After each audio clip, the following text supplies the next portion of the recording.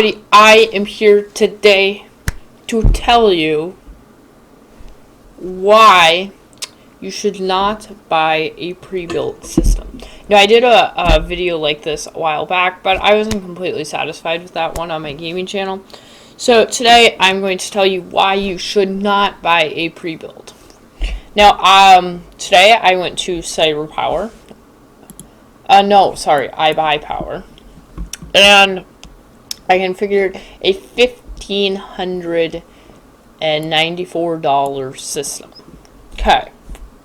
So, here's what you can get for $1,594 on, say, iBuyPower.com. So, you get this case. Well, you could have got a better case, but I decided to go with this case because I like that case. You get a 9700K i7, which is actually pretty good. You get a 120 AIO, which I think is great. 16 gigabytes, 2060 Super, very good card there. Very nice looking card as well. Motherboard, I looked it up, it's like 120 or so, so I think we could have done a little bit better there. Yeah, 600 watt Thermaltake power supply. Our storage, though, is really where it really lacks. Only a 1 terabyte hard drive and only a 250 gigabyte SSD. That's it. Now, yes, we could spend more to get the 500 gig, but still, I don't think that, really, I don't think an extra 250 gigs equals another, oh my god, an extra 500 bucks, or, I mean, not 500 bucks, I'm sorry, 200 bucks. And I just added Clean Pro wiring. We do want that. RGB lighting and Wi-Fi. So yes, you do get a Wi-Fi dongle, so it's not like no card antennas or anything.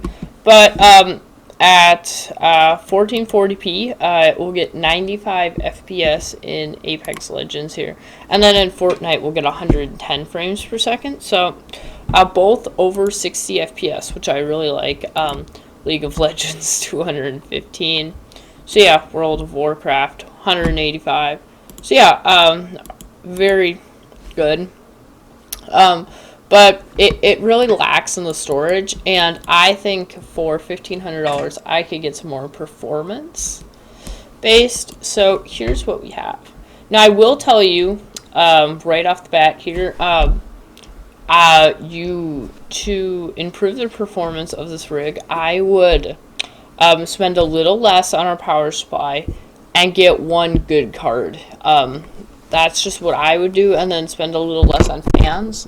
That's what I would do, and a little less on our memory to get better performance out of this rig.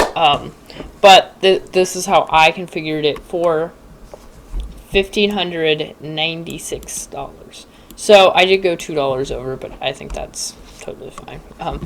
But here we have the 9700K, same processor as right here, as you can see.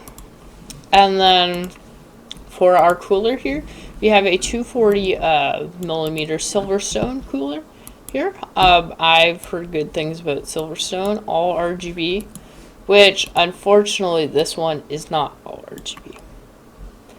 And I'm sorry, I forgot to mention, the other downfall of this rig is you get 2 fans. This case can support 8 fans, and you get 2. I think that's another big place where this case lacks.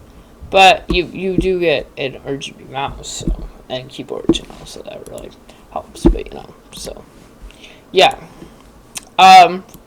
Here we have the ASRock Z390 Phantom Gaming SLI Wi-Fi motherboard. So as you can see, pretty good looking board there.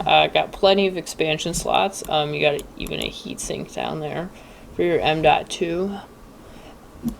And then as you can see here, got pretty decent I/O back there. Do get Wi-Fi antennas. And, oh, there's another picture of the back I/O there. So DisplayPort, all your audio stuff over here. You got your Wi-Fi, USB port. So yeah, pretty standard there. Yeah, and it is 150 bucks. So little bit more than our other motherboard, so we could save money there, but yeah, I felt like not saving money there. So yeah. All right, here we have 32 gigs 4x8 kit, 3200 speed of DDR4, Corsair Vengeance RGB Pro RAM. So this is the white version. I thought the white version would look better than the black version, because our build, well, it goes mostly more with our power supply that is white, so that's kind of why we chose that. But here is our RAM. So same speed actually, just a different brand, and only 16 gigs instead of 32, which I think we could have fit 32. And we definitely can fit 32 in this price range. So I think it was a good idea to put 32 in instead of 16. Now the next component on our list here is two Kingston 240 gig solid state drives, because we want to maximize our storage for all the games and files that we're going to have. And then we have our Western Digital M.2. So we do have two of those as well. And then two Seagate 2 terabyte Barracudas. So yeah, these are mostly, our hard drives are mostly for your games, you know, and files. Well, actually, you could probably put more files on the Barracudas, and then have more of your games and stuff on our SSDs, and then have more your operating system and stuff on your M.2s. But I think this is, you could save money on your storage as well if you did want to save money. You could save money on your storage to get a better graphics card. Just get one good card, but you know, whatever. And as we went over before, 250 gig SSD, 1 terabyte hard drive. So that's all you get. So you're putting your, maybe your operating system and maybe some games on your SSD, but everything else then goes on your hard drive. So that's kind of lame, but you know. Here, EVGA GeForce GTX 970 4GB super clocked video cards. Now I know these are old, but I wanted SLI for the build. That's what I wanted. You do not need to go with SLI, but I wanted SLI. So yeah, that's kind of how SLI. Now I did go with 960s, or I had 960s in here until the end, but then we had some extra budget, so I upgraded to 970s. And then, oh, I forgot to tell you, the SLI bridge for them is included with the motherboard. So, yeah. And obviously, we already got our 2060 here. So, yeah, they don't really offer a ton of options, really, here. Well, you could go with the 1660, but wouldn't go with the 1660. I mean, you could if you wanted to save money, but otherwise, don't go with the 1660. And then we have our AeroCool Cyclone ATX mid-tower case, as usual. Love this case. I should pick one up myself, but as we have gone over before, you get one fan. Supports up to 8. We have a nice RGB strip on the front. And then it does have a built-in card reader, so that's always a plus. And then it has just a little controller in there that connects to the button on the top, so you can cycle through all your modes. So yeah. Okay, I guess I can't zoom in, but as you can see, you got quite a few USB ports up there, power button, headphone, audio, mic, that kind of stuff is up there. And for $48.99, I thought that was a great deal. for what you get. So, oops, there's back of that, but yeah, there's kind of a back. But yep, I chose this case. Now we could have chose like a thermal case, but I liked this case. I mean, you can choose whichever, but I liked this case. This was the case I wanted to go with. Oopsies. Next, we have the Corsair RMX White 2018 7-watt 80 plus gold certified modular power supply. And I feel like what really drew me in is the cables. That I can't zoom out on. Yeah, that's really what kind of drew me into this power supply. Is the cables, basically. So yeah. Great deal. Amazon, it's $130, so I guess you could have, I guess you can just save. Here, we'll put this in and say it's $130. Yeah, there we go. Yeah, we'll put it in for $130. There we go. Yeah, now we're under budget. But I just took the Amazon price there. And then we have a bunch of Silverstone fans, because case can support 8, 5, 6, 7, 8. And then we have light strips here just to compete with our CyberPower PC here. Had to compete there, so do like that. And then our motherboard only had 2 SATA cables, but SATA data cables, I should say. The SATA cable is definitely different from the SATA data cable. But we do have 4 drives that require a SATA data cable, so we had to pick up some. And I just found these on Newegg, just so you know. So it's a retailer. And then these are my light strips that you can buy on Amazon. Yeah, so that's kind of it for the parts list here.